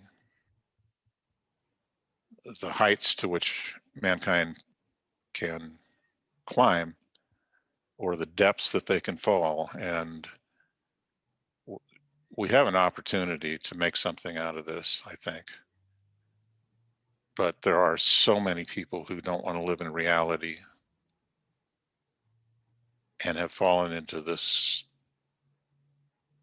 trap of hating anybody that wants to enlighten them, to open their eyes, that it's scary. And I find myself thinking I'm fortunate that I'm getting up there in years, so I may not have to see the tragedy that might be right around the corner here. But then on the other hand, there's always hope. You know, there are a lot of really good people around, and there are a lot of really bright people, and there are a lot of answers if we will just listen to those answers. You know, the climate change, we may end up basically destroying ourselves before that becomes a problem if we don't stop. I don't know, like, put it the way George Carlin might put it, if we don't pull our heads out of our asses, wipe the shit off our lids and start looking around, you know. And I say we, I mean, those of us who see things from a broader perspective tend to think that we are wiser and know more than other people do, but you know, one of the things that, and I want to kind of get to it because I know you've dealt with a lot of grief and loss, and we've lost a lot of people on this journey. What are we at like now in the U.S.? Like 500,000? It's, I don't know if it hasn't hit that, it's going to pretty soon. Yeah. And I think his name is Josh Fox. He wrote, excuse me, he didn't write, but he made a documentary. It's called How to Let Go of the World and Love All the Things That Climate Can't Change. Yeah. And a lot of it is just focused on about grieving and loss, that we're going to lose a lot. Yeah. And you know, when I had a very, it was a profound experience. I was living in Central California, and I had essentially what was my remaining functioning eyesight. And I was very aware that I was at a point where I was going to lose the rest of it very soon. And I could see sunsets very clearly. I could see detail, but it was fading fast, and I knew it. And the reason I'm bringing this up is because during that same time, I was watching an ecosystem die due to the bark beetle, um, because of the drought, and then ultimately climate change or climate collapse. And I just remember thinking about the parallel of dealing with my own loss of eyesight, and then having the same experience simultaneously of watching the world and this ecosystem go away, Yeah. and things die, and my eyes are essentially dying. And I just thought about how that they're paralleling each other, that these trees are dying, my eyes are dying, and trying to understand this loss and process it. And so I kind of, if we can kind of talk about it, I think you have a wonderful perspective on that and have experienced a lot. And so I kind of like to address that if we could. Well, there are a whole lot of things to try to focus on, and it's hard. But you know, loss is inevitable, of course. And with what's going on in our country right now, with, as you said, about 500,000 deaths due to this virus, it's you know, that one thing, just looking at that one thing. We hear on the news, we hear people talking, you know, even the people that are facing up to the fact that this is caused by a disease, and it's not normal. Well, it is normal, but it's not. We have the Not in our capacity. lifetime. Yeah, we have the Yeah. capacity to do something about it, and we're not. That's what's Right. not normal. But it's not just 500,000 people. Every one of those people has family and friends and acquaintances and people they work with, and you know, their death impacts all of those people. And I've yet to hear that discussed on the news. It's not 500 100,000 people who are losing. She's 10 million, 20 million people that are impacted in some way directly by those deaths. And we need to think about that. I mean, that's one thing. And now the concept of loss that I've gone through, grieving. I've seen some things that your wife Rachel has written about grief, and other things here and there. Yeah, she just lost a friend and one of her closest friends of her entire life, and they were in a relationship for a while as well. You know, she lost somebody, and Yeah. just Sunday. Yeah, it's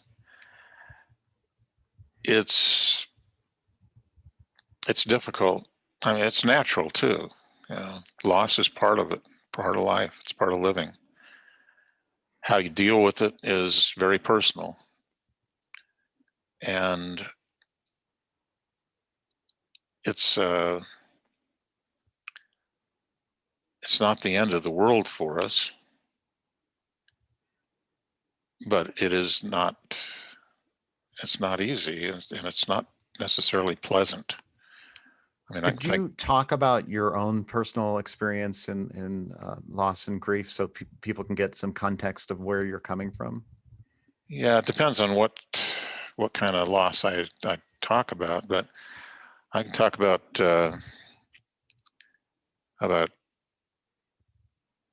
Kel, who I lost about 6 years ago. Can you talk about how you met her a little bit, and then kind of just I actually met her in a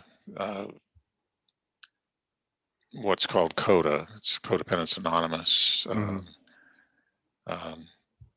Just a way to, for people to get their heads on straight and take a good hard look at who they are, and those types of things. So that's where I met her. And over a period of years, we just got very, very close. And she was staying with me.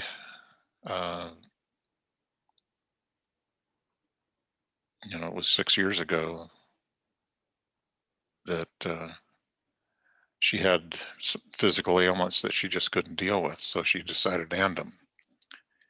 And it's hard. That particular type of a loss is very hard, because it still pops up in my head, but I've learned to live with it and to understand it. But it's like, it's my fault. I did something wrong. Or I didn't catch it, or I could have stopped it, or I could have helped with the problem, and I should have done this. I should have done that. You spend time doing that. I'd never really thought about how can I go on without her. I just felt that it didn't come into my thoughts as words. It's just pure emotion. Just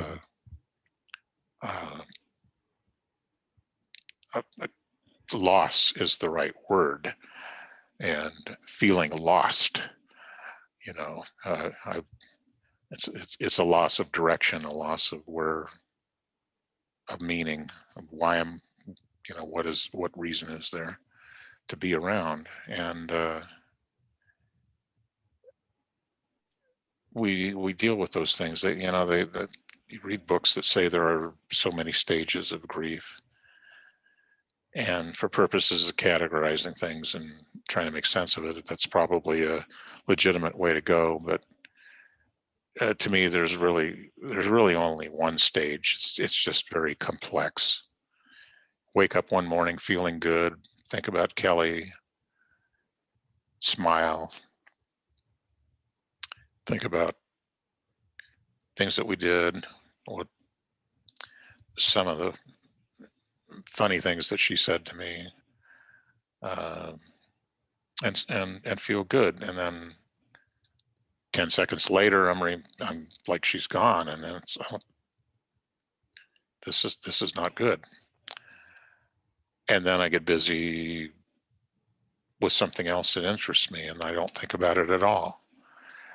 And over a period of 6 years, the way that I put it, it's not accurate. I don't know that anybody could ever say, I don't think anybody could ever put words together to really accurately describe it. You can just try to generalize it. But it's all still there. It's just softer, and I've learned how to live with it. The positive side is to remember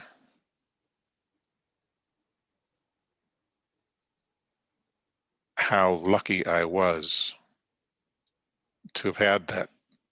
And this goes for anything. How lucky I was to have had that thing that I lost to begin with. And to remember that nothing lasts forever. And that many people never have a lot of the things I had. And I'm very fortunate. And that helps.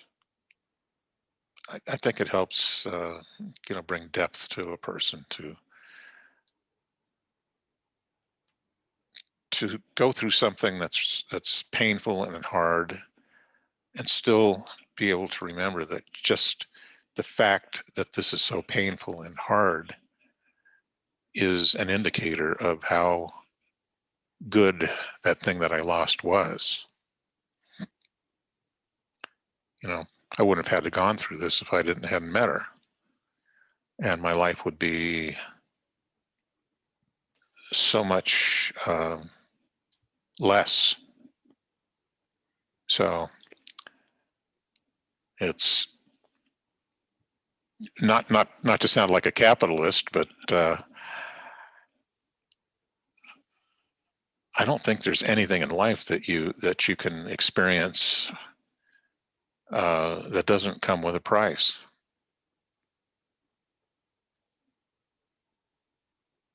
Yeah, I think there's a line from a W.B. Yeats poem. It's things reveal themselves passing away.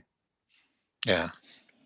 And I kind of think that's where we are right now. I mean, we're losing friends and loved ones, and we're losing ecosystems, and we're losing so much all at the same time. And I wonder if we will be able to wake up or realize what we're losing before it's too late. I hope so. Yeah, the real tragedies are those things that we allow to happen, that don't have to happen. And that's what we're dealing with, that's what we've been dealing with in this country. And don't get me wrong, this country's been in much worse places than it is now. But those times happened in more primitive times as well. Now that we're at a point where knowledge is available, where insight is available, wisdom is available, to me, it's a bigger tragedy to ignore all of those things and walk into the darkness. It's just like, hey, light a candle, you stupid fuck. I mean, no. I mean, it's. By the way, that's another song title, I think.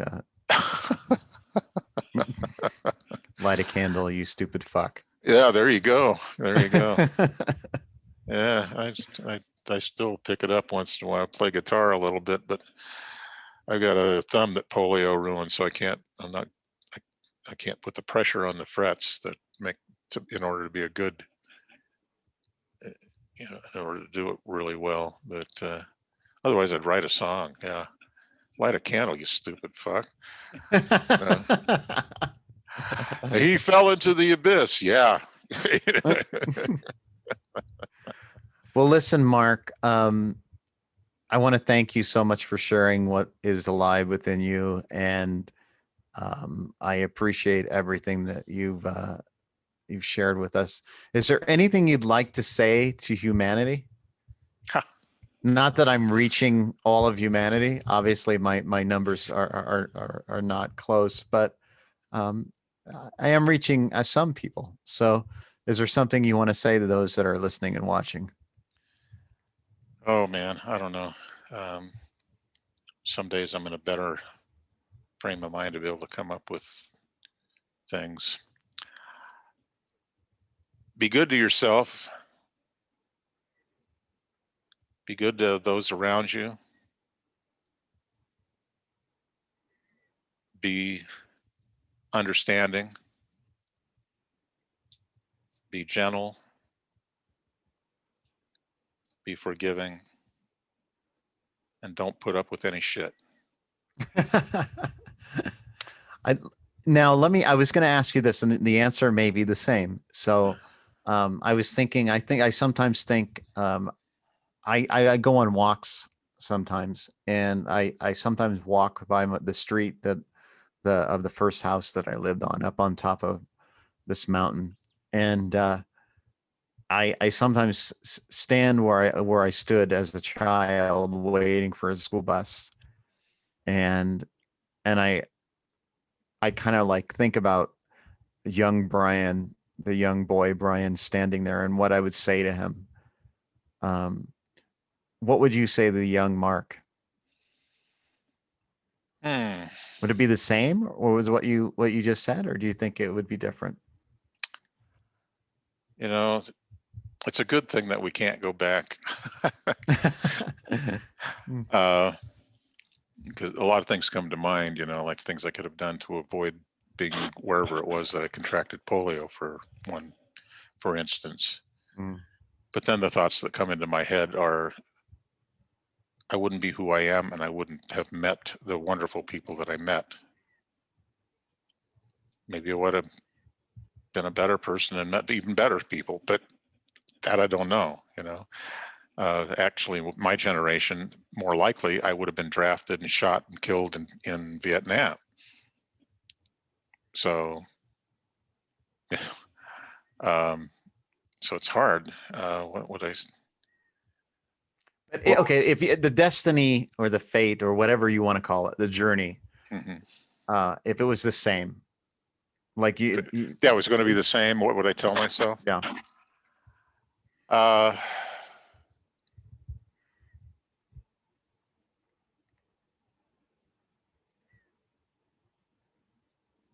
I would have told myself to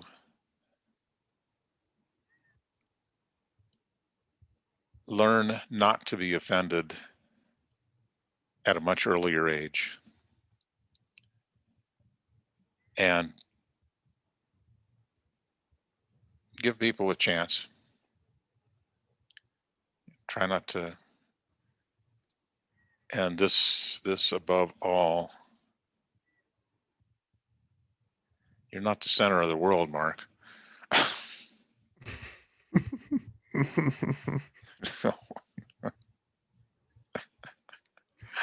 Those people you think are thinking about you, thinking terrible things about you, don't think about you at all. Well, right now, Mark, you are the center of my world. Oh, So, well, and thank you. it's been an honor and a pleasure, and I'm deeply grateful for our conversation, and I hope we can continue it again soon. Sure. No, I had a good time. I enjoy it, and yeah, thank you, and I appreciate your ability to listen, and I appreciate your intelligence, and you're a very nice person. You're a very loving person. That shows. Thank you. You Thank know, you. I imagine there are people who would disagree with me, but I don't know Yeah, any of them. So, I have a friend that constantly calls me an asshole, oh yeah. and I'm not sure why she does it. But she likes to call me an asshole, and she was on my podcast. Her name is Nicole, but she calls me an asshole a lot. That's she. But I do love her for that. because I don't want to be an asshole. And so it reminds me not to be. So, Yeah. because I could very easily I could become Al Pacino in Son of a Woman and be very angry. And I am that type of angry. I'm very angry. The problem is, maybe it's not a problem, but the fact is I don't want to externalize my anger or trauma or whatever on other people because it's toxic and poisonous and it essentially poisons my soul. So I get um it. Well, keep in mind, Brian, if it wasn't for assholes, we'd all be in a hell of a lot of trouble. I mean, talk about being full of shit.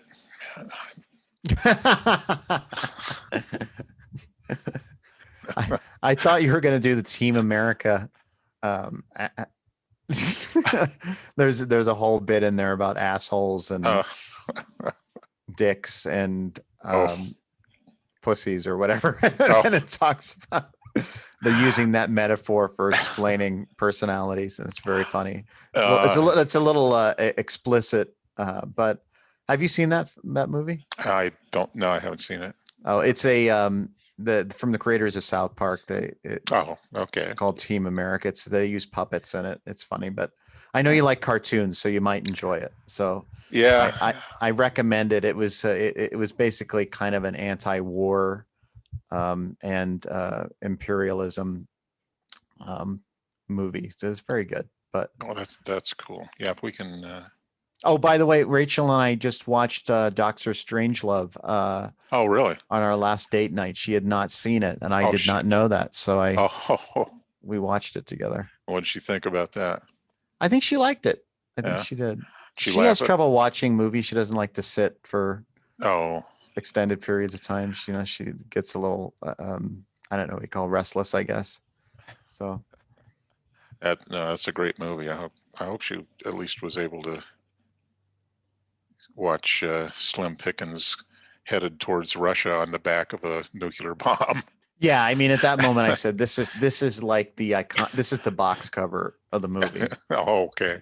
Yeah, so I thought I say this is cinema. This is classic cinema right here. You're witnessing the Slim Pickens on the A-bomb. So. Yeah, it's the most horrible concept you could ever imagine in one of the funniest movies I've ever watched. So I'm glad. Yeah, it's kind of like what we're experiencing now. It's horrible and but we got to laugh. Yeah, absolutely. No, I appreciate it. Appreciate your time and you thinking of me to do this. And oh yeah, it's a great honor and pleasure. I've enjoyed our time together, and you've shared a lot of wisdom and support in my loss of eyesight and hearing. So I deeply appreciate it. Yeah. So now we're going to have an awkward ending, and everybody, if you please do follow on Apple Podcast and subscribe to the YouTube channel. And you can always visit theblindmaninblack.com. And do you have anything you'd like to share or promote or anything like that? No. Find your local independent living center and give them money. All right. Or on the East Coast, it's Center for Independent Living. Well, yeah, actually, that's what it started out as here. And somebody along the line, being a Californian, decided that wasn't good enough. But yeah, there's a lot of acronyms in the independent living thing. It's a little obnoxious, but anyway, thank you, Mark. You have a lovely evening, and here we are for our awkward ending. Here we go. Awkward. Here we go. All right, here we go. Is it going to work? Goodbye. Hold on. Okay.